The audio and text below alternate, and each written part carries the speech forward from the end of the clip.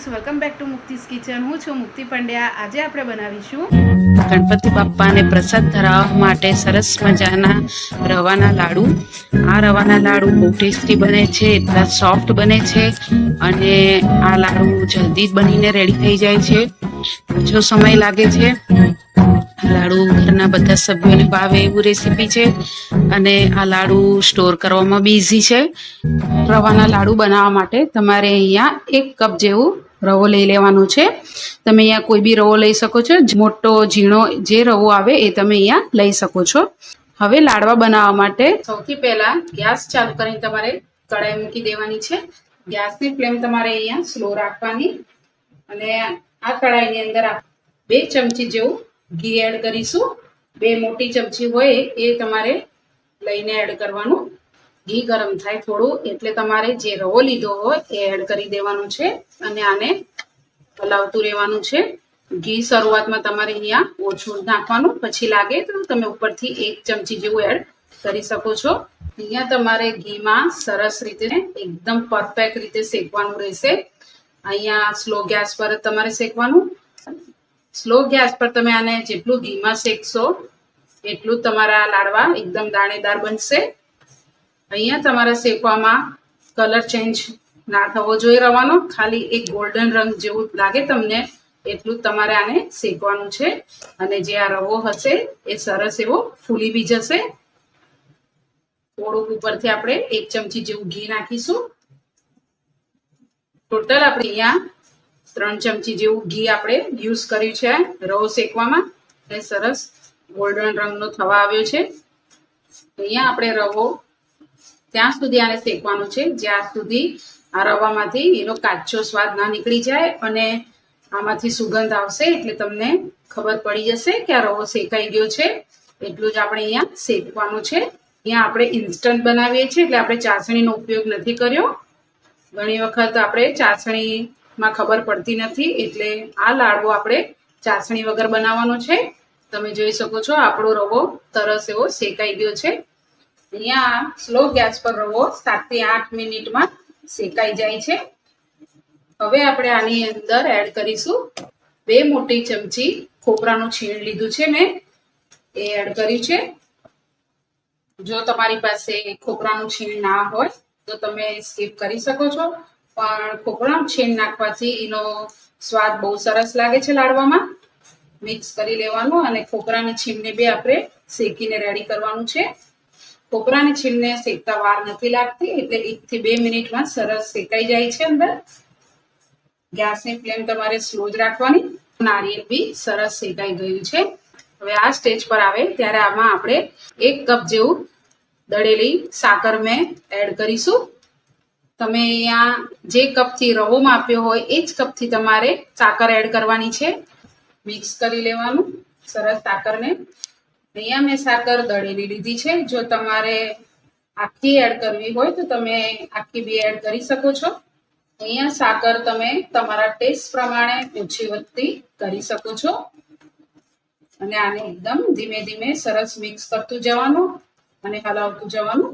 તેમાં ગરમ થશે એમ સાકર આપણી મેલ્ટ થતી જશે. સાકર અહીંયા આપણી બધી સરસ મિક્સ થઈ ગઈ છે. 4 થી 5 મિનિટમાં સાકર સરસ રવામાં મિક્સ થઈ જાય છે. હવે આ સ્ટેજ ઉપર આવે ત્યારે તમારે આમાં 3 ચમચી જેવું આપણે દૂધ એડ કરીશું. મિક્સ કરવાનું. પહેલા આપણે શરૂઆતમાં 3 ચમચી નાખવાની. અહીંયા આપણે દૂધનો ઉપયોગ બહુ નથી કરવાનો. શરૂઆતમાં દૂધ તમારે ઓછું નાખીને જ પહેલા મિક્સ કરવાનું. જો આપણે આમાં 1 થી 2 ચમચી એડ કરીશું. સરસ મિક્સ કરી લઈશું.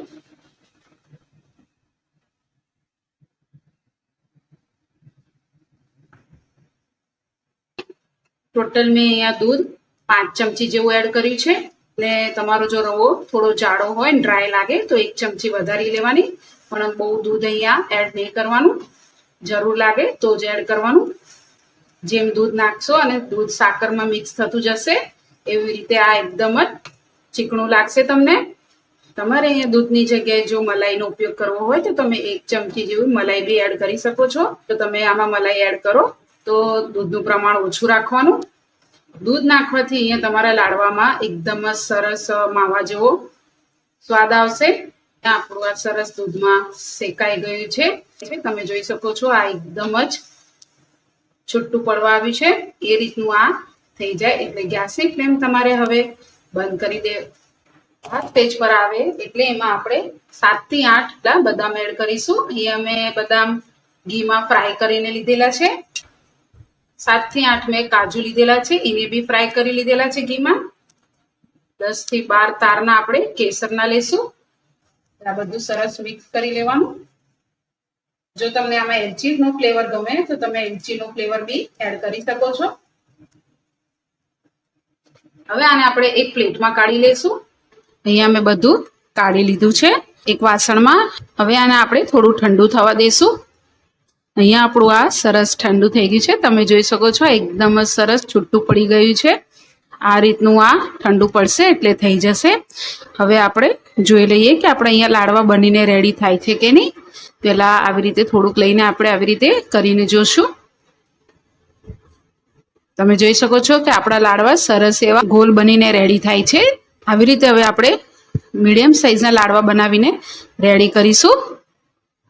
તમે જોઈ શકો છો આપણા લાડવા સરસ એવા બનીને રેડી થાય છે.